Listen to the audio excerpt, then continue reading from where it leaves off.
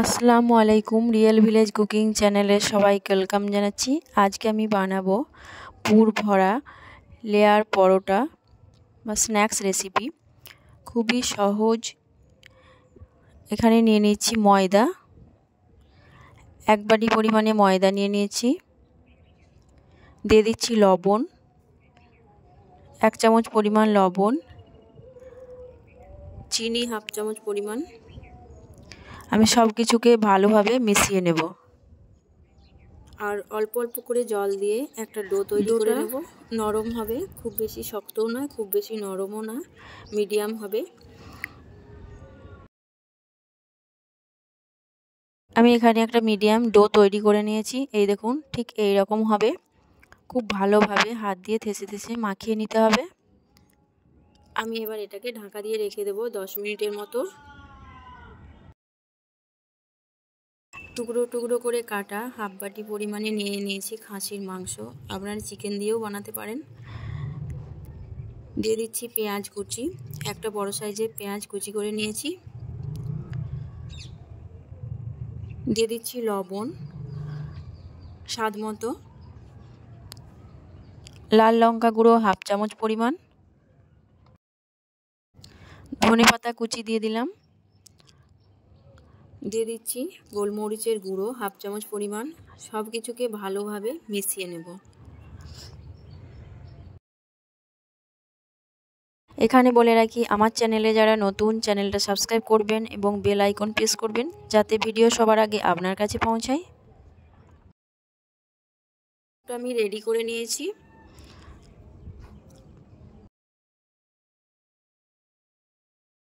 এবার আমি যে ময়দাটা রেস্টে রেখেছি সেটা নিয়ে নেব। এটা আবার হাত দিয়ে ভালো করে মথে নিতে হবে। খুব ভালোভাবে হাত দিয়ে চেপে চেপে মথে নিতে হবে।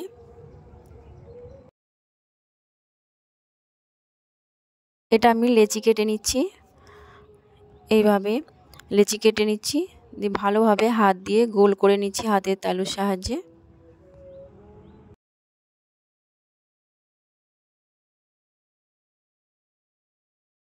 এবার আমি পিঁড়েতে কিছুটা ময়দা ছড়িয়ে দিলাম। দিয়ে যে আমি লেচিটা কেটেছি সেটা আমি বেলে নেব। এইভাবে আলতোভাবে আমি বেলে নেব গোল করে। খুব পাতলা করে একটু বেলে নিতে হবে। এই রকম পাতলা করে বেলে নিতে হবে, যতটা পাতলা করা যায়। এবার এর মধ্যে আমি দিয়ে দিচ্ছি ঘি। ঘিটা খুব ভালোভাবে চারিপাশে লাগিয়ে নেব।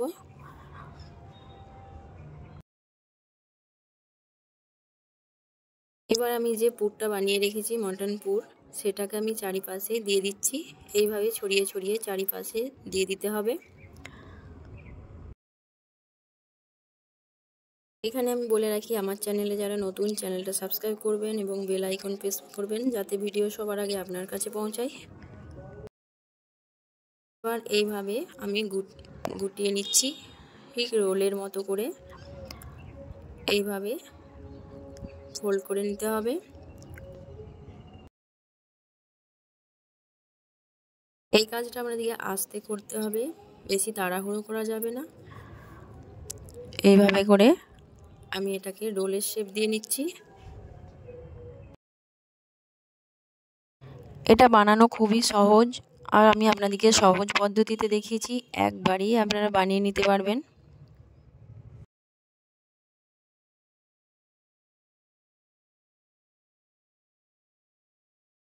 এই রেসিপি অসম্ভব টেস্টি। বাড়িতে না বানালে বুঝতে পারবেন না যে এতটাই টেস্ট।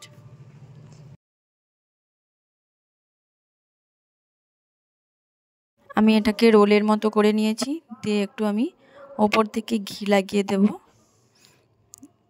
এইভাবে ঘি লাগিয়ে দিচ্ছি।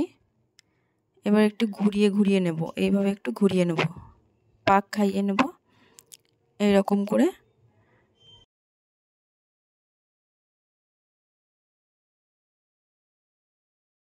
আলতোভাবে পাক খাইয়ে নিতে হবে এইরকম করে।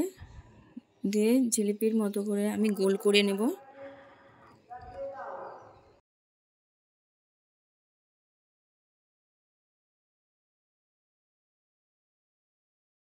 এই দেখুন ঠিক এইভাবে জিলিপির মতো পাক খাইয়ে নিতে হবে গোল করে এইভাবে।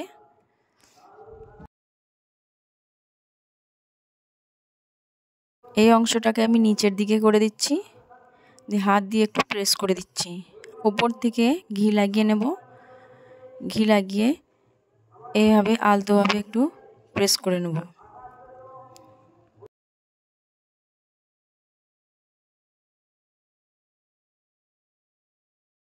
হাত দিয়ে এইভাবে একটু প্রেস করে নিচ্ছি পরোটার মতো করে।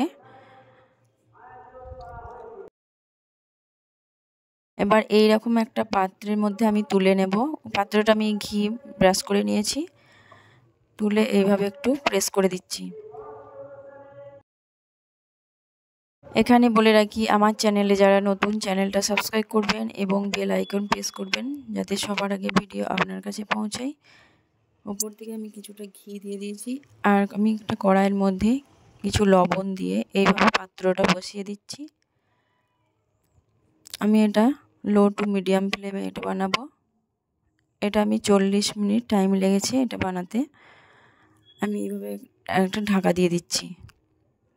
ফিরে আসছি 40 মিনিট পর। এটা আমার বানানো হয়ে গেছে, ঠিক এইরকম হয়েছে। এটাকে আমি তুলে নেব। এটা খুব ভালোভাবে কুক হয়ে গেছে। আমি এবার এটাকে তুলে নিচ্ছি একটা প্লেটের মধ্যে। একটা প্লেটের মধ্যে নিয়ে নিচ্ছি। এই দেখুন উল্টো পিঠটা ঠিক এইরকম হয়েছে, খুবই কালারফুল, দেখতে অসম্ভব সুন্দর এবং খেতে খুবই টেস্টি, খুবই মুচমুচে। এই দেখুন এই সাইডটা এরকম,